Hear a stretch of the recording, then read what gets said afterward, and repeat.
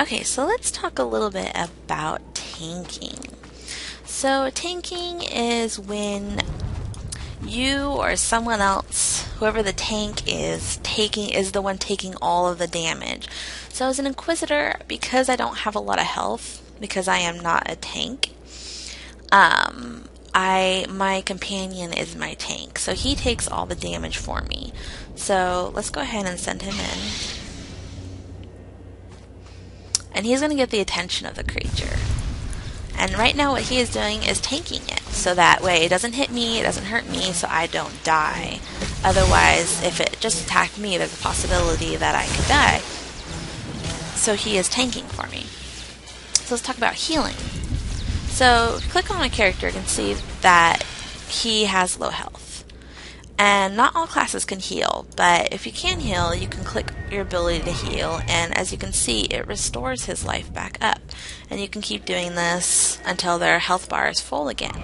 You can also do this on yourself too, if you target yourself, if you're low on health. It's very handy to have. So, DPS. Now, this is what my character does right now. She is a DPSer, which is damage per second. So that means that as my companion is tanking and taking all the damage, I have to make sure that I am putting out as much damage as I can to kill whatever he is making sure doesn't hurt me. So let's talk about area of effect, or AoE. So AoE is normally when you attack an enemy, it's just one enemy. You're not attacking multiple enemies. Well, sometimes you're going to want to, or you're going to have to attack multiple enemies.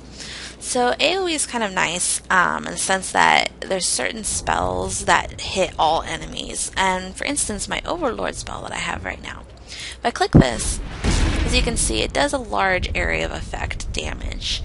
And it'll hit all the enemies around me, which can be useful in some fights.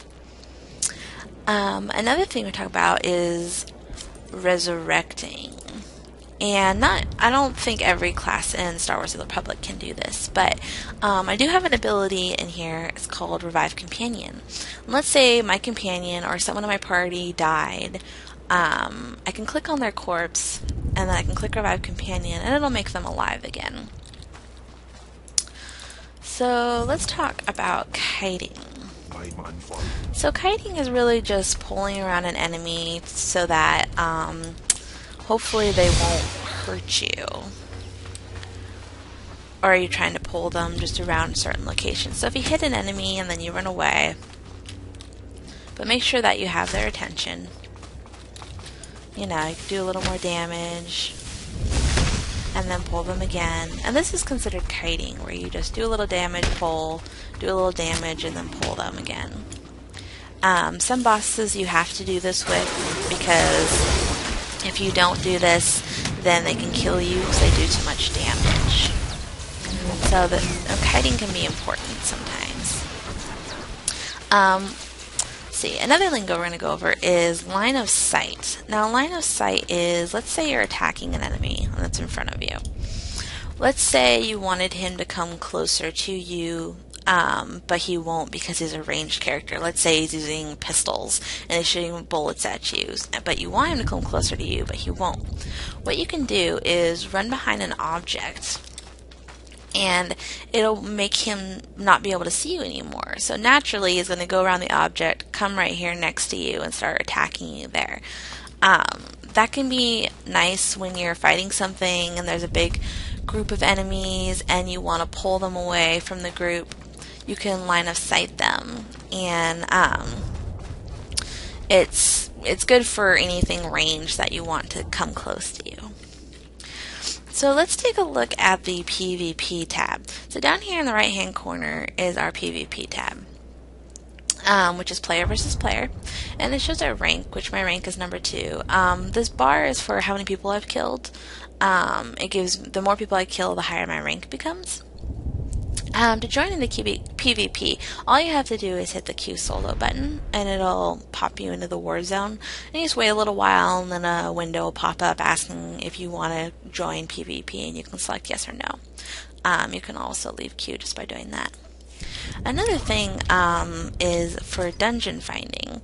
So let's say you have a quest like the one right here. It says Heroic 2+. So, I know I need one or two other people to help me with that one. So what you would do is you go into the who list and you just find someone to group with the purple icon. Or you can type in the general chat and just say, oh, hey, I'm looking for someone to help me with so-and-so quest. And you can wait for someone to reply back to you. So now that we've talked about that, one thing I wanted to point out was on our skill bar, this happens to people sometimes where there's these little arrow keys over here, and if you click on it, it'll pop you to a whole new skill bar. So sometimes people will be like, oh, where did my skill bar go? It's really just because you hit this thing, and this thing's also handy for putting multiple skills just on different bars. Let's say you have a bar just for doing PvP, you can have it in a whole separate bar. This could be your PvE bar, and so on and so forth. So one last thing we want to cover is let's take a look at the talent tree. Alright, so if you go ahead and press K, it'll open up your talent tree. And as we can see right here, what this does, now that we've talked about healing and tanking and DPS, this fine-tunes whatever you choose, whatever role you choose to play as. As you can see, it says healing down here, damage right here, and damage right here. My class cannot tank, so I do not have a tree to spec into tanking. So we can look at different ones. This is Dark Mending, which was one of the healing spells I was using earlier. And it reduces the activation time of Dark Infusion by 0.3 seconds. So if we put 2 points into that, that would reduce it by 0.6 seconds, which would make this a 2.4 second casting time, which would lower the casting time. So it improves the healing spell. If we look over here at the damage spell, it increases the damage dealt by Force Lightning by 12%. So we upped that up by 12%, and it makes my lightning do more damage. As you can see, you start getting points to spend into these trees at level 10. I have 3 points put into this and 1 point available that I have not spent yet. So that would be 4 points that I have altogether. So this learning how to do the tree is really good. Learning, just messing around with things, learning what is best for your class, what best fits your personality is good. You might realize, oh, hey, I like this tree, lightning tree for damage more than the madness tree for damage. It's really your own personal preference. Okay, so now that we've gone over this, let's go ahead and take a look at classes and races.